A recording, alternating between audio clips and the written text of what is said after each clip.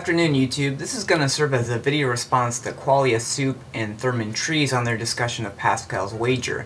I'd like to note that they state that the specific argument is, quote, an argument that has been used, confused, and abused at 24 seconds, end quote. And they're spot on. More often than not, individuals who discuss the wager often leave out the important information that frame the wager more genuinely, and I think this is what has happened yet again. So I would like to take 10 minutes to frame the wager and respond to several points that the authors make. Now in video, at 40 seconds to 48 seconds, Pascal wager is formulated by the two authors to include the following. 1. Reason cannot decide whether God is or is not because God is infinitely incomprehensible, so we must wager. And 2. There is an infinitely happy life to gain or lose, so we must wager without hesitation. Towards the end of the original video, the authors offer an alternative rhetorical wager, namely a wager between the unknowable and the knowable. Now, unfortunately for the authors, and probably their best intentions, the framing confuses several key points that capture what Pascal is actually attempting to communicate here. First, it must be understood that Pascal is not appealing to reason or evidence or argument of a sort in this wager because he's offering a prudential argument. That is, an argument that provides pragmatic justification for a belief because of the benefits gained from holding that belief. And it is not a logical argument. This distinction is very, very important and key and often misunderstood. When Pascal states that, quote, reason cannot decide this question, infinite chaos separates us, how will you wager? Reason cannot make you choose either, reason cannot prove either right or wrong, you must wager, end quote. He is making this prudential case. He is roughly stating that given the evidence is 50-50, for and against belief in God given the evidence, then we can offer a prudential argument to break the agnosticism. So the author mistakes Pascal's thought. We wager not because God is incomprehensible, but because reason cannot prove either wrong. So there is neither a breach of logic or a contradiction within Pascal's thought about God's nature like they suppose.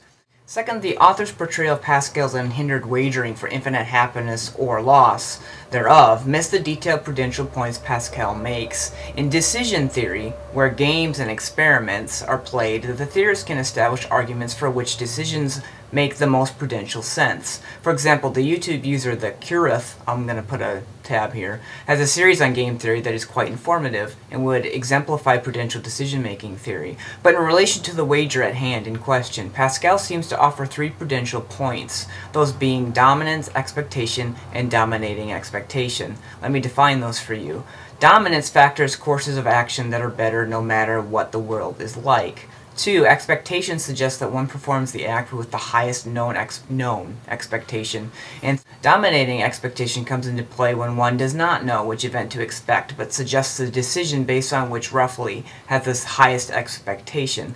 Thus, Ian Hacking concludes that the three argument schemes are mutually consistent. If one act does dominate the rest, then it will be recommended by all three arguments. If there is no dominating act but an act of highest expectation, then that act will also be the act of dominating expectation, which makes sense. Pascal's procedure is to offer an argument from dominance, then if the premises are rejected there, to offer an argument from expectation, then in the second lot of premises, if those are rejected, to offer an argument from dominating expectation, end quote. That's not a strict quote, I got away from it a little bit, apologize. So Pascal's bifurcated wager between God is and God is not is the argument from dominance. Benefits from God's existing far surpasses other possible situations as detailed in this pale matrix in front of you. Now, if this prudential portion of the argument is rejected, then one can fall back to a prudential expectation argument, wherein Pascal argues that comparatively, the optimal payout if there is no God is a worldly life, which is inferior to the optimal payout if God is, salvation and eternal life. Hence, if there is an equal chance of God's existence or non-existence, the expectation of choosing the pious life exceeds that of the choosing of the worldly one. Now, if this argument is rejected, then Pascal falls to the final prudential argument from dominating expectation. Although we have no idea of the probability that God exists, it is not zero. Given the finite chance, the expectation of the pious strategy with finite reward exceeds that of the worldly one, so that strategy should be followed. Now hopefully that wasn't too heady or hard to follow, but the concise idea of this second point is that Pascal's wager is not as simple as Re-QuliaSoup and TherminTrees make it out to be. There is an infinitely happy life to gain or lose, so we must wager without hesitation. That loses the prudential argument. So I've hopefully detailed that a little more for you here.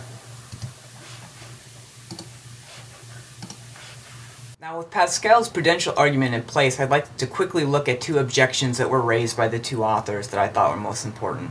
The first objection details Pascal's suggestion to cultivate belief through religious tenets such as fasting, prayer, reading the Bible if you're a Christian, etc., to be persuaded by the prudential argument. The authors bring to bear a threefold objection against this, stating that 1. God would recognize this action as insincere and mercenary, 2. It blocks rationality and dulls the senses, and 3. One loses critical thought and time.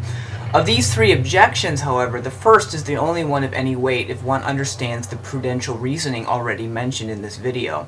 Remember, this is a prudential argument, one in which argues that if the evidence is 50-50, we can argue via the benefits of said beliefs if true and false. Pascal is not entreating abandonment of logic here, but rather suggesting what epistemologists have long concluded a different method of justification, that's prudential reasoning. Thus, would God view this sort of attempt as disingenuous? I can only speak from a Christian perspective here, as that's what I am, but I wouldn't think so for two reasons. First, following George Schlesinger, the wagerer who starts out satisfying the demands of faith before having acquired actual belief is not merely doing what is calculating and mercenary, nor even that which is merely commendable, but is engaged in what is absolutely indispensable for reaching the notable object that is which is sought." End quote. Second, supposing that the individual would always be dissuaded of the truth of God's existence would be to presuppose that the individual would not eventually become aware of God, if he did in fact exist, and cultivate genuine desire for said activities. Moreover, if God is the patient, personal, and loving God that Christianity says that he is, then this shouldn't be a problem. This segues nicely to the second objection. Pascal offers a false dichotomy by dismissing non-Christian religions, and moreover we could allow for an infinite number of gods to choose from. I will look at the infinite number of gods horn first, and then I'll look at the dichotomy horn second. So first, here we go.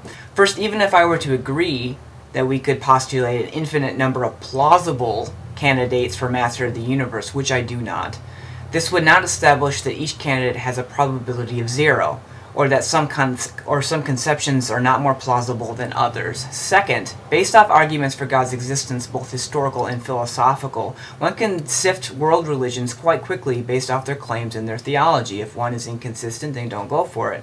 Third, one could offer criteria of simplicity and the principle of sufficient reason to ascertain what gods are more plausible than others. So concisely, opponents of the wager seem to have a tendency to magnify the gravity of the problem by overcalculating the number of alternatives, or viable alternatives, and there are good ways of looking at the plausibility of differing hypotheses, so I don't think that's an adequate objection to Pascal's wager. Second, the whole false dichotomy objection seems rather odd when we look at the God is or God is not distinction that Pascal provides.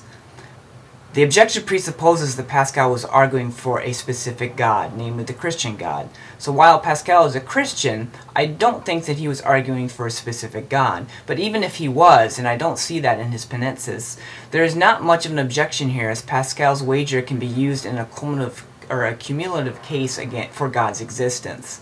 Much like arguments on natural theology, no specific God is being argued for, perhaps beside the theistic God, if one avoids arguments for miracles, that is. Thus, a theist could easily use Pascal's wager to conclude that it is reasonable in a prudential sense to believe in God, and use the other criteria to decide which God he believes is the most likely. And if you want to argue for a specific God, use supernatural revelation or resurrection for Christianity. So I'd like to thank the authors for their video and the opportunity to clarify the often misunderstood prudential argument, and conclude that since there does not seem to be any defect in Pascal's prudential reasoning and argument from dominance expectation and dominating expectation, that it is reasonable to conclude to the wager for God. Peace.